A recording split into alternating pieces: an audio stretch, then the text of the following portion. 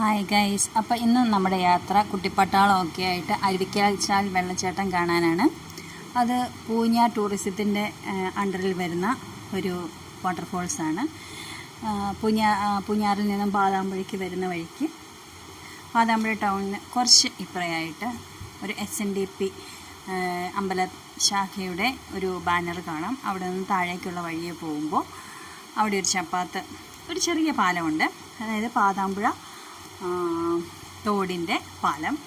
ആ പാലം കടന്നു കഴിയുമ്പോൾ റൈറ്റിലേക്കൊരു വഴിയുണ്ട്. ആ വഴിയിൽ കൂടിയാണ് നമ്മൾ പോകേണ്ടത് അരുവിക്കാൽ വെള്ളച്ചാട്ടം കാണാനായിട്ട്.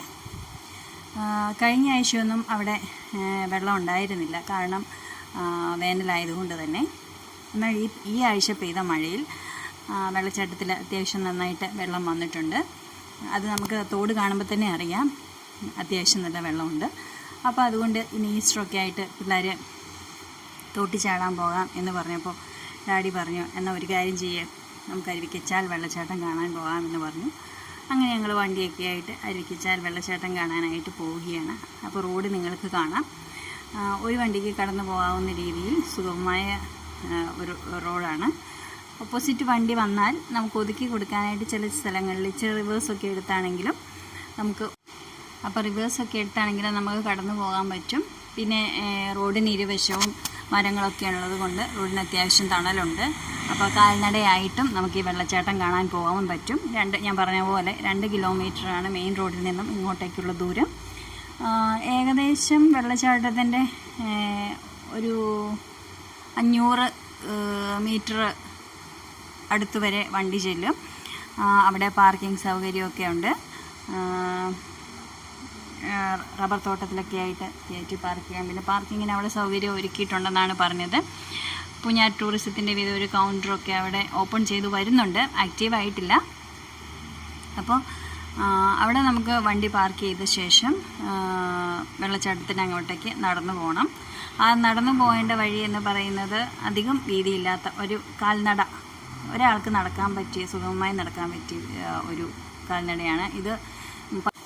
റോഡിൽ ചെറിയ കുഴികൾ പോലെയൊക്കെ ഉണ്ട് കേട്ടോ. അതായത് മഴക്കാലത്ത് വെള്ളം ഉറവുകളൊക്കെ ഉള്ളപ്പോൾ അത് റോഡിനെ ക്രോസ് ചെയ്ത് പോകാൻ വേണ്ടിയിട്ട് ഇച്ചിരി കുഴിവുകളൊക്കെ ഉണ്ട് റോഡിൻ്റെ ഇടയിൽ.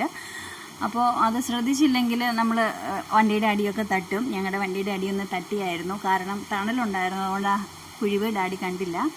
അപ്പോൾ ഒന്ന് അടി തട്ടി എങ്കിലും വലിയ കാര്യമായ കുഴപ്പമൊന്നും പറ്റിയില്ല എന്ന് വിചാരിക്കുന്നു. ഞങ്ങൾ യാത്ര മുന്നോട്ട് തുടർന്നു. അപ്പോൾ കണ്ടല്ലോ, നല്ല പച്ചപ്പ് ഹരിതാഭ നിറഞ്ഞ സ്ഥലമാണ്.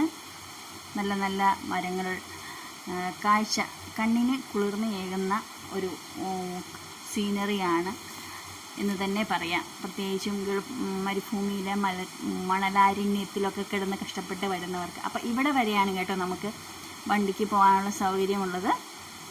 മുന്നോട്ടായിട്ട് പോയി കഴിയുമ്പോൾ അവിടെ വണ്ടി പാർക്ക് ചെയ്യാനായിട്ടുള്ള സൗകര്യം ഒരുക്കിയിട്ടുണ്ടെന്നാണ് പറഞ്ഞത്.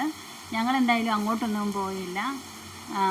ഇവിടെ ഈ റബ്ബർ തോട്ടത്തിൽ കയറ്റി വണ്ടി പാർക്ക് ചെയ്തിട്ട് ഞങ്ങൾ വെള്ളച്ചാട്ടം കാണാനായിട്ട് പോകാമെന്ന് തീരുമാനിച്ചു.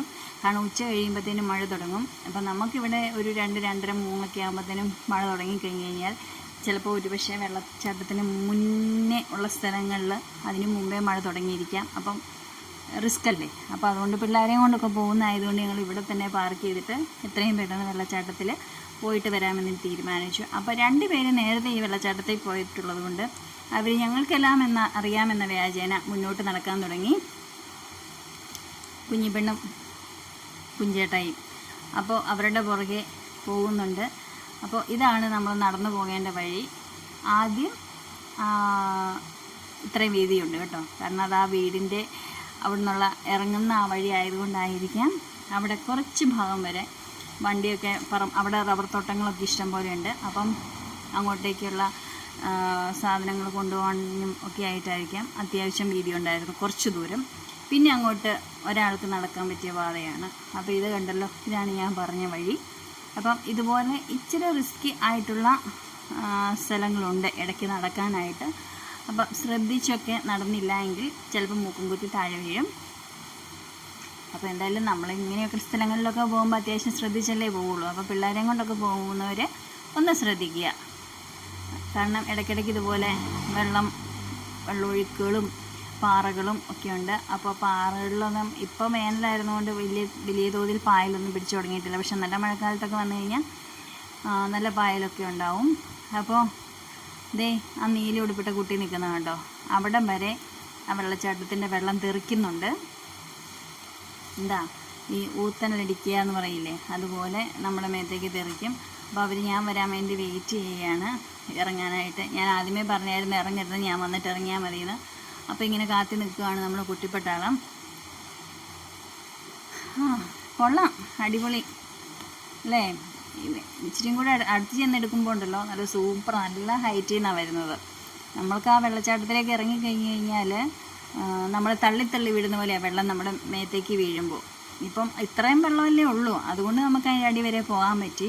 പക്ഷേ നല്ല മഴക്കാലത്ത് നമുക്ക് ആ ഭാഗത്തേക്കൊന്നും പോകാൻ പറ്റില്ല എന്നാണ്. ഇവിടെയൊക്കെ മൊത്തം വെള്ളമായിരിക്കുന്നതാണ് പറഞ്ഞത്. അപ്പോൾ എന്തായാലും സമയം നല്ലതായിരുന്നതുകൊണ്ട് നല്ല രീതിയിൽ വാട്ടർഫോൾസ് എൻജോയ് ചെയ്യാൻ പറ്റി. എല്ലാം കഴിഞ്ഞ് കുട്ടിപ്പട്ടാളത്തിനെയൊക്കെ കയറ്റി പതുക്കെ ഞങ്ങൾ വീട്ടിലേക്ക് പോകാൻ തയ്യാറെടുക്കുകയാണ്. അപ്പം കൊണ്ടുവന്ന ഡ്രസ്സൊക്കെ നനഞ്ഞു, അവിടെ വെച്ചിരുന്നതുകൊണ്ട് വെള്ളം തെറിച്ച് നനഞ്ഞതുകൊണ്ട് അതിട്ടുണ്ടെന്ന് അവരോട് പറഞ്ഞു. അപ്പോൾ ടർക്കിയൊക്കെ ഉടുപ്പിച്ച് പതുക്കെ ഞങ്ങൾ പോവുകയാണ്. അപ്പോൾ ഞാൻ പറഞ്ഞതുപോലെ തന്നെ ഇടയ്ക്ക് ചെറിയ അരുവി പോലെ ഉള്ളതുകൊണ്ടും പാറയുള്ളതുകൊണ്ടും ഒക്കെ നടക്കുമ്പോൾ സൂക്ഷിച്ച് നടന്നില്ലെങ്കിൽ മൂക്കും കുത്തി താഴെ വീഴും. അവൻ കാല് കഴുകുകയാണ് കേട്ടോ. എനിവേ അവിടെയൊക്കെ ഇവിടെ കിടക്കാൻ വലിയ കുഴപ്പമില്ല. പിന്നെ ഇതിൽ ഇച്ചിരി ബുദ്ധിമുട്ടുള്ളത് അല്പം മുന്നോട്ട് ചെന്ന് കഴിയുമ്പോൾ ഉള്ള ഒരു പാറയാണ്. കാരണം അത് ഇച്ചിരി കുത്തിനെ നിന്നിട്ട് പിന്നെ ഇച്ചിരി പരന്ന് അങ്ങനെയുള്ള ഒരിതാണ് പാറയാണ്. അപ്പം അവിടുന്ന് മുകളിൽ നിന്ന് താഴേക്ക് ഇറങ്ങുന്ന പോലെ വേണം ഇറങ്ങാൻ. അപ്പോൾ വല്യപ്പൻ ആദ്യം ഇറങ്ങി എന്നിട്ട് കൊച്ചുമക്കളെയൊക്കെ കൈ പിടിച്ച് കടത്തി വിടുകയാണ്. അപ്പോൾ വേനലായിരുന്നുകൊണ്ട് ഇവിടെ വലിയ കാര്യമായിട്ട് പായലൊന്നുമില്ല കേട്ടോ, അതുകൊണ്ട് വലിയ കുഴപ്പമില്ലാതെ ഇറങ്ങാൻ പറ്റി. വേറെ വലിയ വെള്ളച്ചാട്ടം ഇവിടെ വേറെ എവിടെയോ ഉണ്ടെന്നും പക്ഷേ ഇപ്പോൾ അങ്ങോട്ടേക്ക് ഇറങ്ങാൻ പറ്റില്ല എന്നും ഒക്കെ പറഞ്ഞു തന്നു. ഇതാണ് ഇവിടെ ബോർഡ് വെച്ചിട്ടുണ്ട്, മാലിന്യം നിർമ്മാർജ്ജനം ചെയ്യുന്നതിനെ പറ്റി. പ്ലാസ്റ്റിക് ബോട്ടിലുകൾ അവിടെ ഇവിടെ വലിച്ചെറിയരുതെന്നും ഡസ്റ്റ്ബിന്നിൽ ഇടണമെന്നും. അങ്ങനെ കുട്ടിപ്പട്ടാളം സ്ലോ മോഷനിൽ വണ്ടിയിൽ കയറാൻ പോവുകയാണ്.